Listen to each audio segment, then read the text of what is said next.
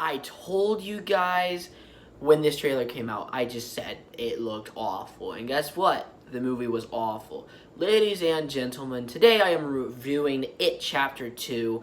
Let's get into the positives first. Okay, the cast is fantastic. I think the adult cast is so good that in a way you sometimes feel like you're just watching the kids grown up. And I feel like Bill Hader is the standout. He is fantastic in the movie. His comedic comedy. I'll get into that later. But even though he's not perfect, he's still really fun to watch. And I feel like almost all of the characters look like grown-up versions of the children. The other thing I really enjoy is the musical score. The score is fantastic. You don't get music like this nowadays in most movies. It is just oozing with atmosphere and personality. And for the most part, I enjoy it. It gets a little cartoony here and there, but I think the music, the soundtrack, is actually phenomenal. I heard that some people criticized this music score, but I thought it was actually pretty good. It's supposed to get you into this big world, and I liked it. Another thing I like is some of the locations. I like the location of Derry. Not as good as the first one. It just feels like it feels more empty in this movie for some reason. It feels lackluster. It doesn't have any personality to it, but nevertheless, I still enjoy the look to it.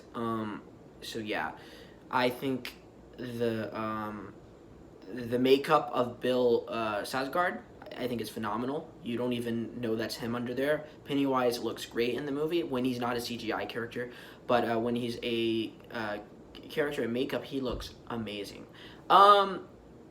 What else do I like about It Chapter 2? I think that it's sometimes bittersweet, especially Beverly and Ben, them finally getting to kiss. I thought that was really fun, and Stan's message at the end for all of the children and the grown-ups, I think it was very heartfelt and served a great message.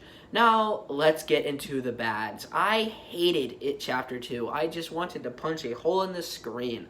I sound like Gene Siskel and Roger Ebert here. It Chapter 2 is a vulgar mess of a movie. It's some of the most disgusting stuff I've seen in a movie in a long time, and it's not in a good way. You can have gross out gore and humor, but not to this extent. I mean, every single scene in this movie is gore, blood, gore, horrible CGI, blood, gore, terrible effects, terrible CGI. And after a while, when you watch this movie, you go, that's kind of fake. And it is, especially that big guy, that big statue guy chasing, whatever his name is, the guy with the glasses, I forgot his name. Oh my god, that is awful. That's what I'm talking about here. Terrible CGI. It's horrible. The old lady is somewhat terrible. I mean, she's naked. Why is she naked? It is awful. It's atrocious. Can't she just be clothed? Her boobs are like running around. Like, is this supposed to be a comedy movie? Like, I get there's comedy, but the first movie felt more grounded and serious, where you when you were with the characters, you felt like you were in the journey. You felt like you wanted to see where they were going and how they would destroy the clown. But in this movie, oh my god, you don't care because it's terrible. The movie starts with this extremely bloody moment where the gang is kicking and punching these gay homosexuals in the beginning of the movie, and I don't have a problem with it, but why do they have to make it so gory? Now, it felt realistic, but there's so much cussing and there's so much violence in the movie, and it goes with what happens later with the character with the glasses, again, who is somewhat gay. He's hiding his little gay secret. But it's never touched upon, and I'll get into that in a minute. Themes in this movie feel like paper, cut paper, where it's not the full thing. You don't get the full paper. It's cut in half. And that's my issue with the movie. And I thought the beginning of the film was overly dark, and it should have been more linked to the rest of the film. Now, don't get me wrong, I thought it was a cool scene, a good moment, but it was just overly dark where they were punching the heck out of these guys, the blood and stuff, and I could tell this movie was going to be sinister, raunchy, and vulgar from the start. Every moment there's either blood, guts, disgusting humor, disgusting, the fortune cookies. Now, the fortune cookies, it was in the book. It was also in the miniseries.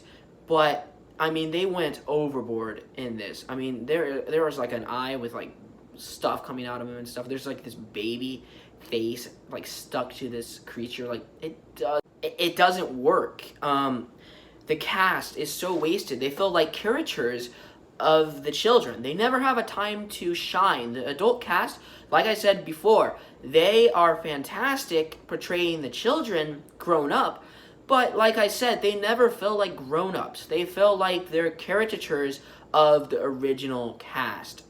They feel like they're just trying to do a one-up impression of these original kids. And in a way, it doesn't work because you're watching them it's kind of goofy after a while. If you start thinking about it, they're being goofy because they're trying so hard to imitate what the children did, and it comes off kind of as cartoony and weird. They never have a breath of fresh air. There's no breathing space here. They just feel like, oh, well, there's Stan, I'm gonna be like Stan. Oh, there's Billy, I'm gonna be like Billy. And it's just odd. It's never touched upon. Beverly is still smoking as an adult, and then when you see the flashbacks, she's still smoking, and it's never touched upon. Like, why is she smoking? Obviously, it's because she's depressed due to her life, but it's never revolved. She never puts down the cigarette. She just keeps doing it. And that's the problem with this movie, where you have these arcs, they're never touched upon. For example, let's say the guy with glasses, again, I don't know his name, I forgot his name, I didn't really care, he's hinted as a gay in the movie. And when they announced this, I'm like, whoa, that's crazy. And guess what? It's never touched upon again in the film. And we're supposed to have, like, strong themes of, you know, the director wanted these actors, these grown characters to have, you know, scared moments where they question what they believe in and what they are. And it's never touched upon really ever again. He's gay, I guess, but they're like, they shove it so far in the background that you just kind of forget and you don't care. The movie is so poorly executed. You have moments that are unintentionally funny. The worst moment for me is the part where I forgot his name, my God, but he's in the bathroom and this bully comes back. He comes back from the first room. This bully comes in, stabs him in the face, and the bully's laughing and it goes silent, and he's falling back like this, and it felt so poorly directed and executed. I was like, is this a dream sequence? I was shocked. And then he stabs the bully and the bully runs away out the window. You'll see what I mean when you watch the movie. I'm like, what? There's another scene similar to this with the same character. As a child, he goes down under the drugstore and he finds his mom there. Like, what? Was that an hallucination? It's never touched upon. Was she hallucinating, or was she really actually getting messed up by this monster? And I don't know. Like, what? And again, it's so stupid. This monster's coming closer and closer. Like, they're trying so hard. They're like, is it scary? Is it scary? Is it scary? Is it scary? And eventually, the monsters are not scary. There's so many jump scares and gory moments in this movie where at the end, you're tired. You don't really care anymore when you see this. Woo, woo, there's even a dog. Granted, I like the way the dog looks once he transforms. He looks like a practical effect. But there's even a dog in this movie that's just sitting there and he turns into a monster. Like, in the middle of a action scene that is supposed to be dramatic, you have this dog, which is one of the problems. Another issue is with the black guy. I don't know their names, again. And he drugs Billy's drink, and they have this whole backstory about this tribe scaring away. They basically get scared because of it coming down, and they have to find a book to do a ritual and stuff like that. And then the black guy goes to a new tribe, and he talks to them and stuff about it. And it's so convoluted and messy and sloppy, where I go, they should have split this movie and had a third part, so we would have a trilogy. It just feels like they jam-packed so much into this movie. It kind of loses its pizzazz. Like, the first movie is so timeless, you can pop it in and have a great Halloween film.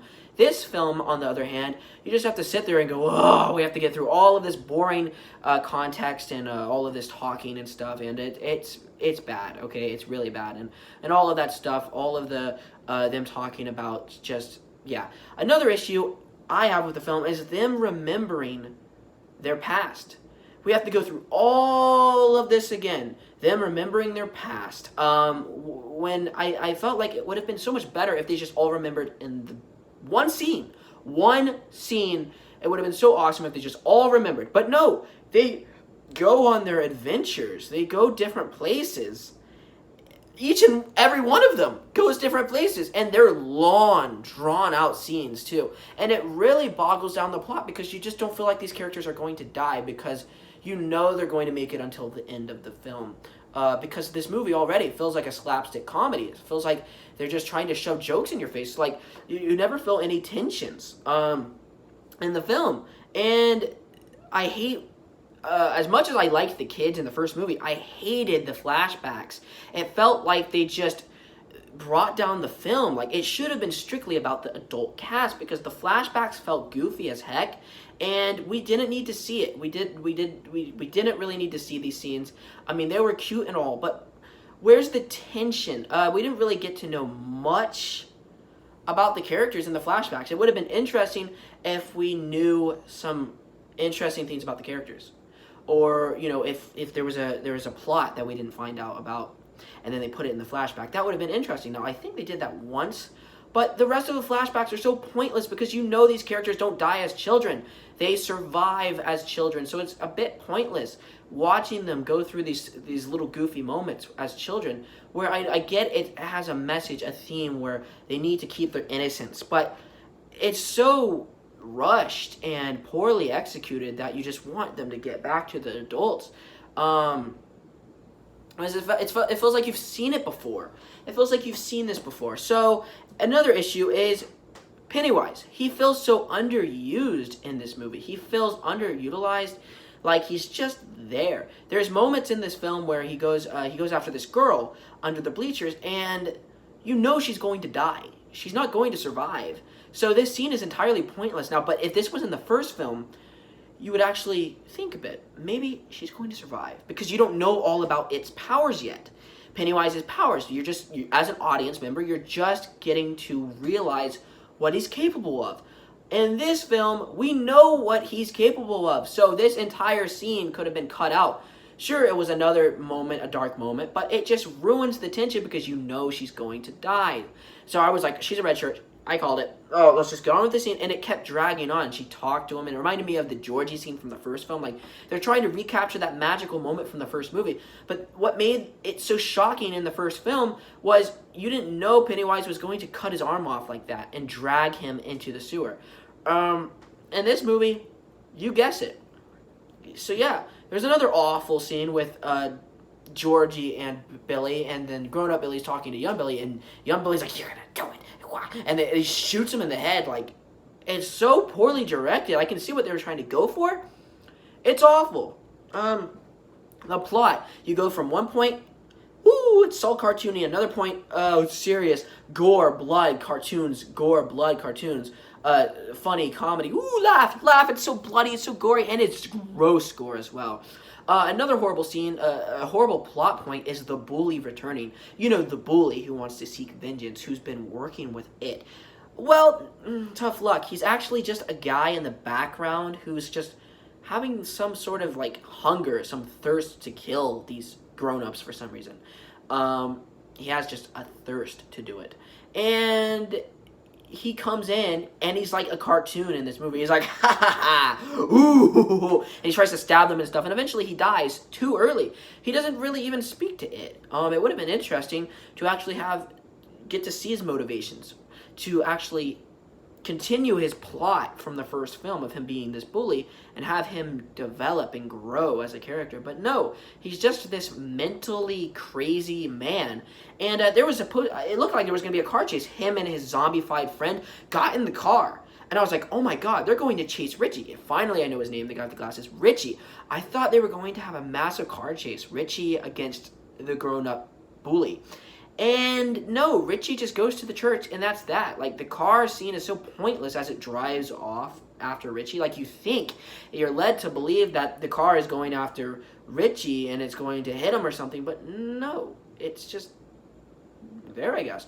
Another problem is Pennywise's final form, and I was actually excited to see what Pennywise was going to look like as like this ultimate alien creature. Okay, like I was really pumped to just see like this being, this strong, just this almost invincible being, and psych, it's just Pennywise. It's like a spider with Pennywise's face like stapled to it.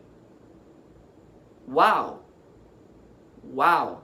And I get the reason why they did that, because they're catering to the casual audience, these teens and these adults that go and scream at Pennywise. Ooh! And I know that people are going to see Pennywise in this movie. Even my mom, she went to go see Pennywise.